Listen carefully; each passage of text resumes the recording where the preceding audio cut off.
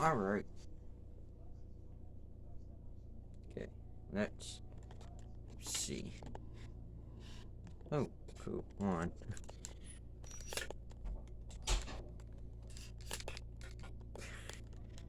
Okay, let's.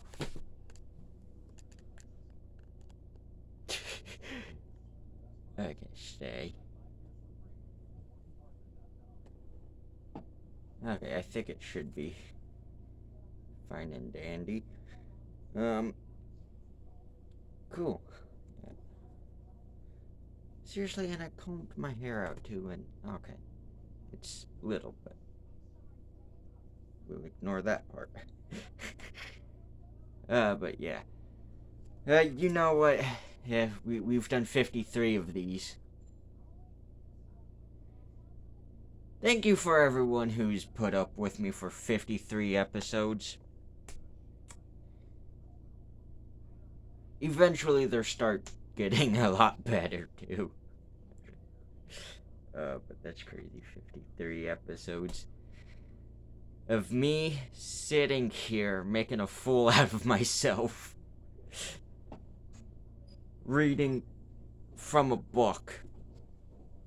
Maybe that's why nobody watches these. I can't tell. Even though I can't even say no one watches these because they're starting to rack up some good, close to 10 views, but I mean, that's some good views. Oh, wow.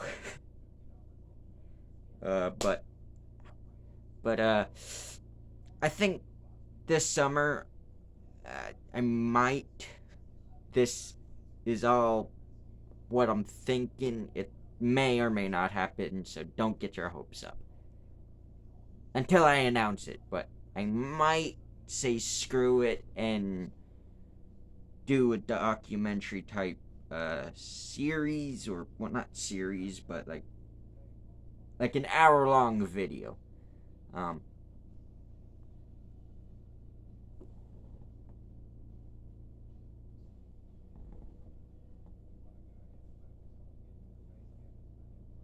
Sorry, just something was crackling over here.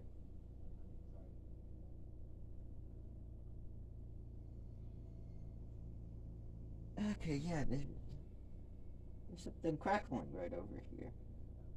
Huh.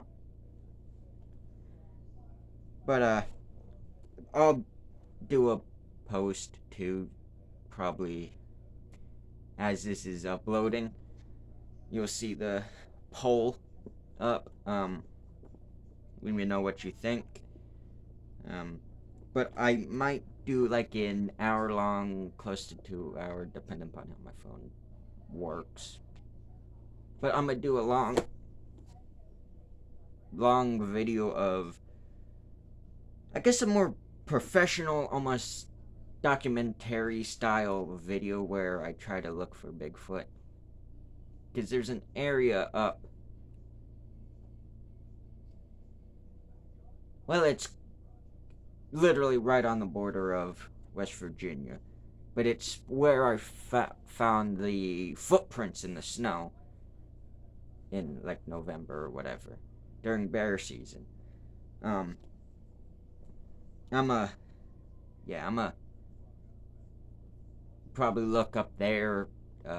Gotta be careful though, because there are rattlesnakes in that area, so I might get snake hooks first, just to be safe. Um, but in that area,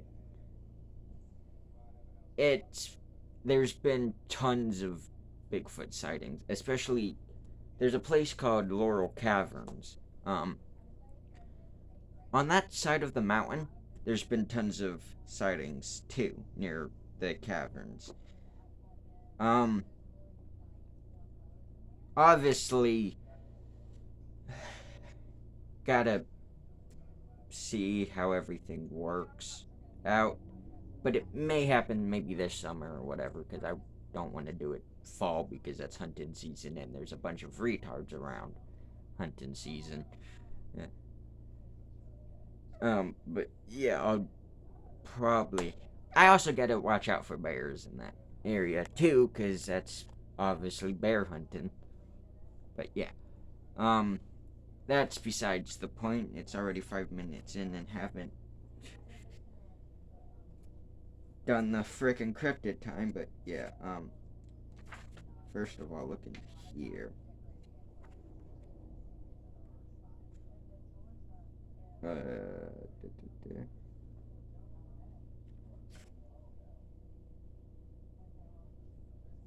Okay, this is interesting. The Jarbidge monster.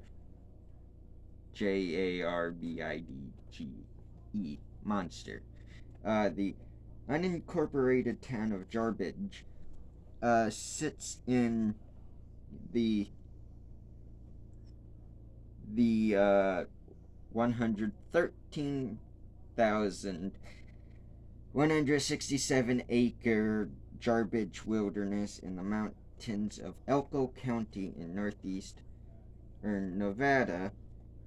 Uh, a 30-foot tall giant is said to lurk nearby. The name Jarbidge is a Shoshone Indian word that means monster that lurks in the canyon. Local legend claims the giant named tsawhawbitts. I know I'm messing that up. Grabbed anyone who ventured into his canyon, put them into a basket, and carried the victims to his cage where he'd eat them. The, the Shoshones chased Sawabits into the cave and imprisoned this man-eating monster by blocking the entrance with boulders. That's interesting. Uh,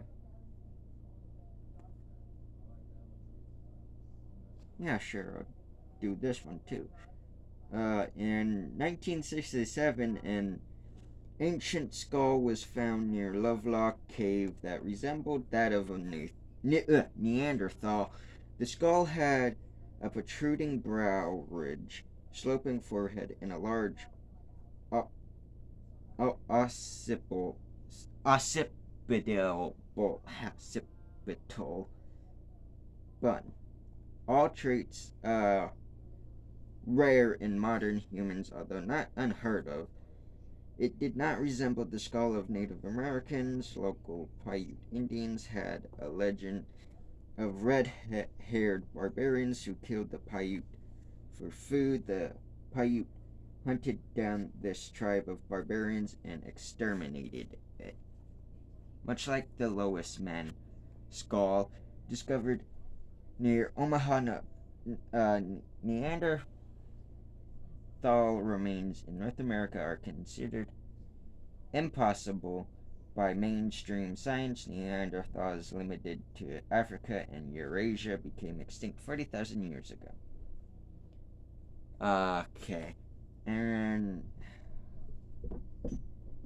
Yep. Sorry. Cat's playing. Uh, Gargantuan gliders. In 1925, a pilot named Don Wood Jr.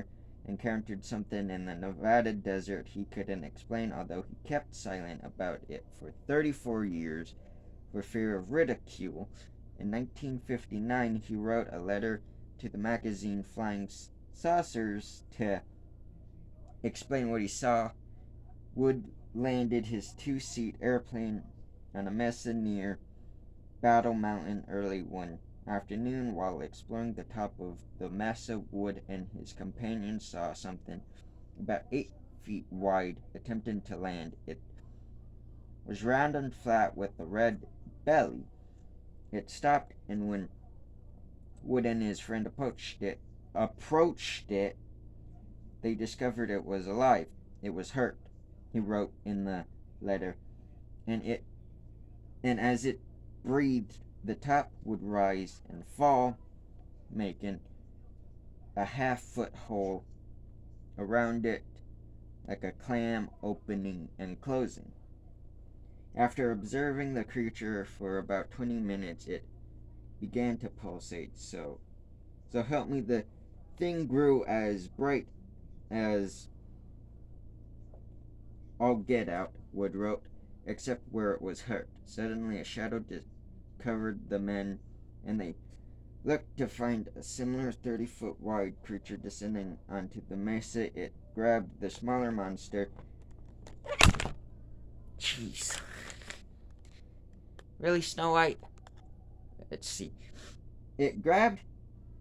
Hold on, where was I again? Yeah, it grabbed the smaller monster with four sucker like tongues and took off into the air, disappearing with incredible speed. And then that's it. So, yeah. So next, ooh, yeah, that's right.